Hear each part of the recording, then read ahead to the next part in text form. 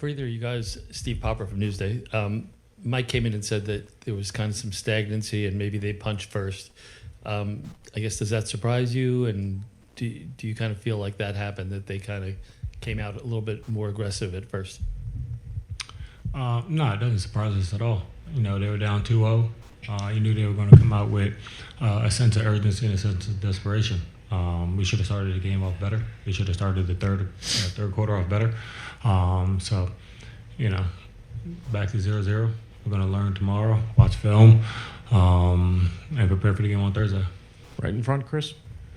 Mike also spoke a lot about the officiating, and I'm not trying to get you guys fined, but what is it like throughout the course of the game dealing with that frustration, especially in such a high-pressure environment? And Mike talking about the discrepancy in second-half free throws. No, that ain't cost us the game. Turned the ball over, didn't execute, didn't do what got us 13 straight wins in a row. That's how you lose a game. We didn't do what we've been doing for 13. We decided to do something different. It ain't gonna work. And throwing the ball away is a clear indication of how you're gonna lose a game, especially in the playoffs. Rohan on your left. To your left, guys. Do you feel like, obviously there's a lot of anticipation for this game, the crowd kind of lived up to the expectations you had? And secondly, with all the extra kind of attention, security, et cetera, that went into this game, were you guys worried about that at all, kind of having any effect whatsoever on your performance? Of course, our fans brought it. They always do. Of course, they lived up to the expectations, exceeded them. We didn't do our job to give them something to cheer for after the game. And that nothing has to do with us stepping on that court and executing and being disciplined in our game plan approach. Right here in the front. Alana Ambrosio from Amazon Prime Brazil. You guys stayed for 45 days without losing.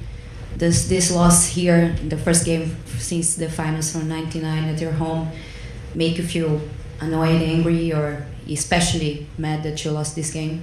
I mean, you're always disappointed when you lose. You always want to step on that court and win.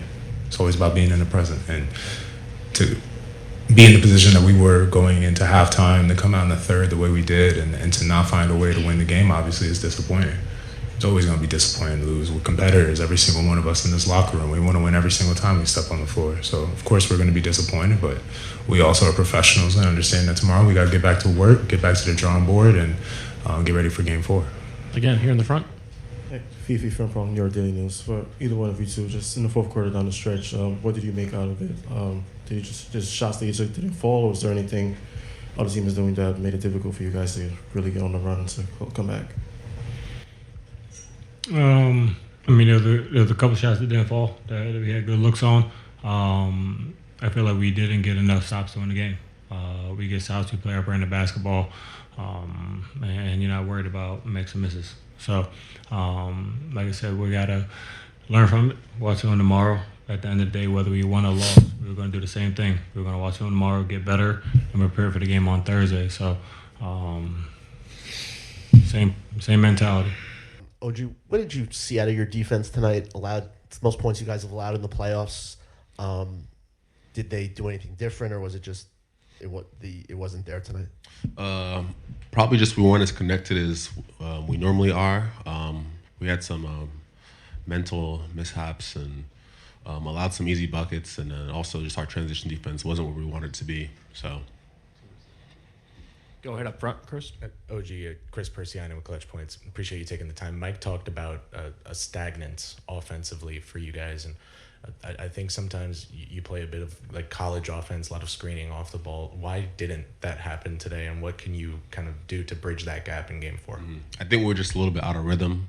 Sometimes this is how it goes, but we're just going to look at the film, review, see what we can fix up, and just try to prevent it from happening again.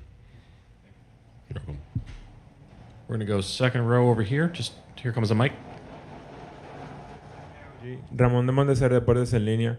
With a game like this where you had a good offensive performance and maybe a couple plays could have went different, you guys would have won the game. How hard is it to look back on a game and analyze it?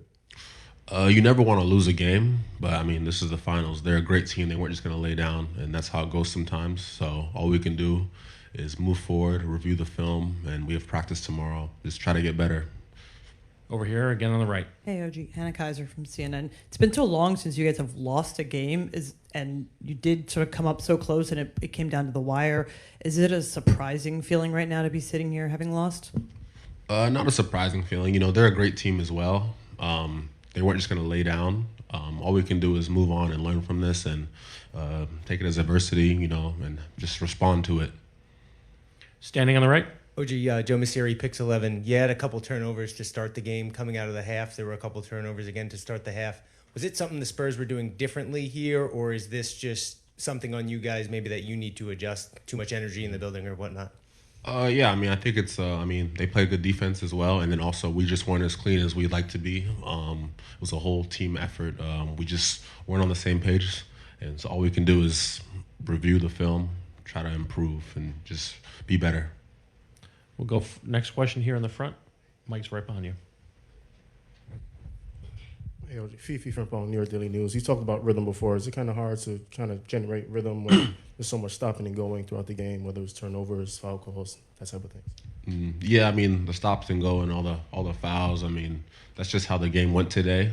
Yeah, I mean, I guess so. I guess it affects the rhythm, but we just have to deal with it. You know, every game's different. Some games there's no stoppages, and some games there's a bunch. So we just have to respond and be professional and be ready to go. On your left, fifth row in the back. OG, Bobby Childs, WBLS.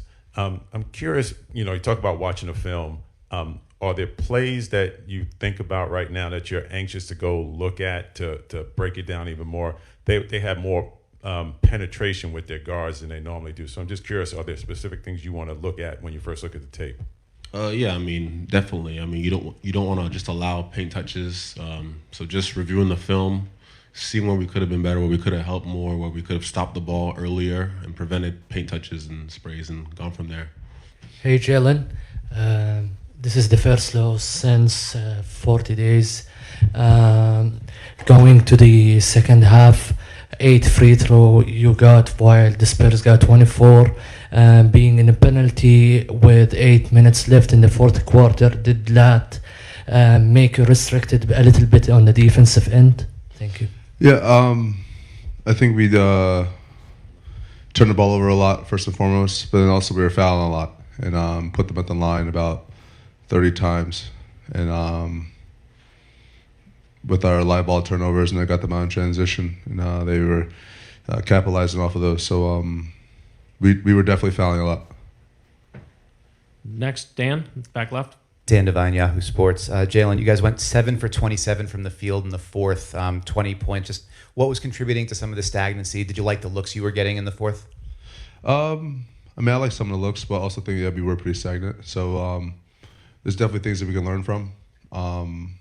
But it starts with our approach when we start the game and we start the half. And I don't think we did well. I don't think I did well either. Ian on your left. Ian Begley, SNY. Jalen, just for you in general, did you get to the spots that you wanted to get to, or are they bothering you on some of your shot attempts? I mean, maybe a mix of both, but I think most importantly, the little things, the attention to detail, the stuff that we pride ourselves on, we didn't do tonight. So regardless of whatever shots we were getting, the little things can make or break a game. Second row on your left, Rohan. Jalen, obviously there was a lot of anticipation for this game from the fans. It's been 27 years. How would you describe your own personal anticipation headed into this game? You know, the moments before. What were some of your emotions as you took the court? I was locked in, ready to go, and yeah, that's pretty much it. Over here on your right, fourth row. Jalen, Marshall from Weibo, China. Before tonight, a lot of people were already talking about a 3-0 lead or even a championship. How important it is for a team to stay grounded when everyone around you is looking ahead? Yeah, it's very important. We've consistently talked to each other about everything being 0-0. Even now, it's 0-0. And moving on and trying to stay focused. There are going to be a lot of distractions, positive and negative, but most importantly is how we compose ourselves as a team, how to make sure we have accountability as a team, and we win or lose, we move forward as a team. In the back towards the center. Alder Almo from Pillstar.com. Jalen, what happened between you and Victor in the first quarter, and did their level of physicality bother you? No. to answer your second question. And whatever you saw is what you saw. We're going to go up here in the front. Just wait for the mic 1 second. Third seating, Chris. Hi, Jalen. Chris Persian and Clutch Points. You guys have not lost a game in quite some time, and there's nothing good about losing a game. How do you take this feeling, put it in a box, and put it towards Game 4? I think win or lose as a team, our mindset is always getting better the next day. And so we've done our best to try and learn from wins over the past couple of weeks. But now we have to learn from a loss. But I think the most important thing is that we were going to learn regardless, because we knew there were things that we were going to have to improve on going into next game. So mindset stays the same. Anyone with a final question? Last one here in the third row.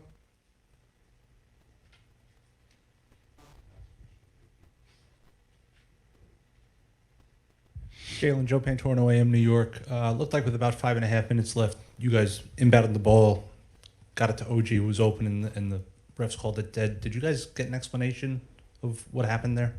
I mean, I didn't. Maybe the coaches did, but the ball was handed to me, so I passed it. So that's all I got for you.